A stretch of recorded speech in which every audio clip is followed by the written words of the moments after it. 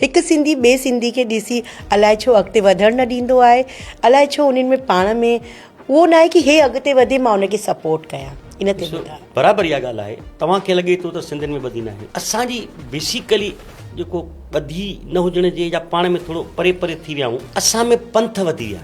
असां सिंध खां आयासीं त असांजा वॾा ग्रंथ साहिब बि खणी आया ऐं लाल साईं बि खणी आया, पर हिते अचण खां पोइ जंहिं प्रांत में रहियासीं, जंहिं जाइ ते असां रहियासीं, असांखे उतां जे प्रांत जे संतनि जे बारे में औलाद जीअं पैदा थींदी वई उहो उन कल्चर में ढलंदा विया त असां पंहिंजे इष्ट देवता खे विसारे छॾियोसीं, पंहिंजे सतगुरुनि खे बि विसारे छॾियोसीं। त विसारण जे करे छा थियो, असां मुख़्तलिफ़ पंथनि में बटिजी वियासीं। मां त इहा सलाह ॾींदुमि त जेके वॾी ऑर्गेनाइजेशन हिकु प्लेटफॉर्म ते अचनि, ये तो ॾाढी सुठी ॻाल्हि आहे। जी जी हिकु थियो दुनिया तव्हांजे अॻियां झुकंदव, ऐं जे तव्हां अलॻि अलॻि वणंदव त दुनिया तव्हांखे झुकाईंदी। मुंहिंजी अॼु बि दिलि सां इहा हूंदी आहे, सचे साईं जे अॻियां अरदास हूंदी आहे त साईं सिंधियुनि खे सम्झ ॾे।